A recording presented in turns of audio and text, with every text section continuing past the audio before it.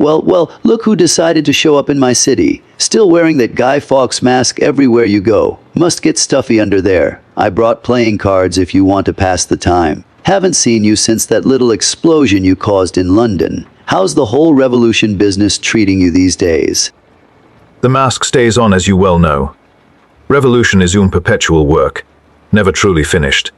I see Gotham remains as corrupt as ever, a perfect breeding ground for chaos.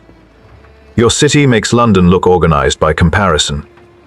But you didn't invite me to this abandoned theater to discuss my activities abroad. What's troubling the clown prince of crime enough to seek outside perspective?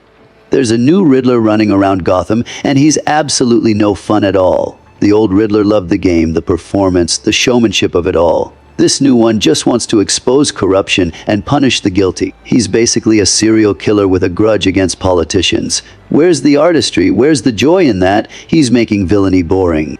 A Riddler who targets the corrupt and powerful. That sounds rather familiar to my own methods, actually. The difference between us is presentation and philosophy. I seek to awaken people to their own power. This new Riddler sounds like he seeks revenge dressed up as justice. Revenge is personal and limited. Revolution is universal and transformative. What specifically bothers you about his approach?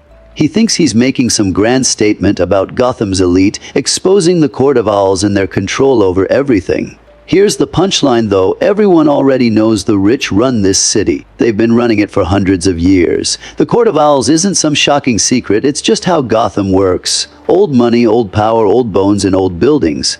His big revelation is yesterday's news. People knowing about corruption and people doing something about it are worlds apart. The Court of Owls maintains power because Gotham's citizens accept their control as inevitable. This new Riddler, tedious as he may be, is at least attempting to force action. He's pushing people past comfortable awareness into uncomfortable confrontation with their own complicity. This Riddler thinks he's fighting for Gotham's soul. Newsflash, Gotham doesn't have a soul, it has money, power, and people willing to do anything to keep both. The Court of Owls understood that centuries ago. Gotham lacks a soul because people like the court have spent generations ensuring it stays that way. They rule through fear, secrets, and the illusion of inevitability. Every corrupt system depends on citizens believing change is impossible. The moment people realize they outnumber their oppressors, the entire structure collapses. Your new Riddler grasps this concept, even if his execution is flawed and self-serving.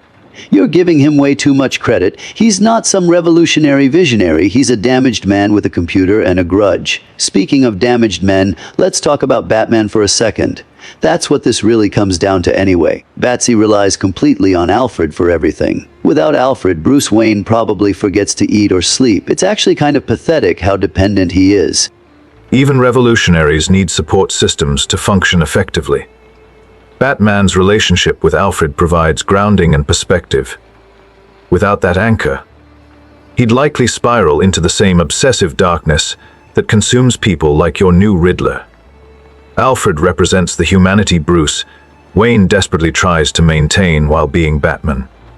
You understand this better than you admit. Oh, I understand it perfectly. That's exactly why I've never killed Batman when I've had the chance. Where's the fun in ending the game? He's the only one who really gets the joke. Without him, Gotham becomes boring. Without me, he's just a rich guy punching street criminals. We need each other. It's beautiful in a twisted way. We're locked in this dance forever. You don't kill Batman because you lack the will to exist in a world without him. You've built your entire identity around being his opposite. Without Batman, you'd have to confront what you actually are, a man so broken that he needs an enemy to feel alive. Your lack of will isn't romantic, it's tragic. Says the man who blew up Parliament and still wears a mask of a dead historical figure. You think you're different. You need the system to fight against just as much as I need Batman. If everyone suddenly embraced your revolution and tore down the government, what would you do then? You'd be lost. Your chaos is circular and purposeless. You're not wrong that I need opposition, but I channel that need toward dismantling oppressive structures. You channel yours toward maintaining a permanent stalemate with one man.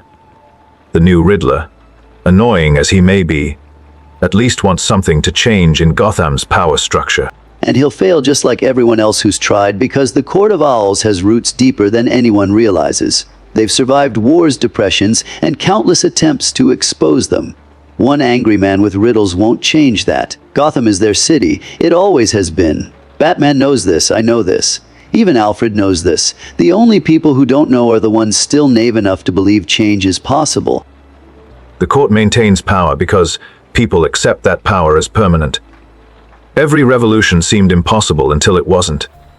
Your new Riddler will probably fail, yes. But failure plants seeds. Enough failures, enough exposure, enough pressure, and even ancient systems crack. You don't kill Batman because you can't imagine Gotham without him. Perhaps Gotham can't imagine itself without the court. Both assumptions will eventually be tested and proven wrong.